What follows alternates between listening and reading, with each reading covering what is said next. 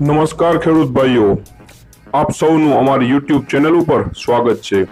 અહીંયા તમને દરરોજ તમારા વિસ્તારની માર્કેટ યાર્ડના ઘઉંના ભાવ જાણવા મળી જશે। એટલા માટે આ ચેનલને સબસ્ક્રાઇબ કરવાનું ના ભૂલતા। સમય ન બગાડતા ચાલો જોઈ લઈએ તમારા વિસ્તારના ઘઉંના ભાવ।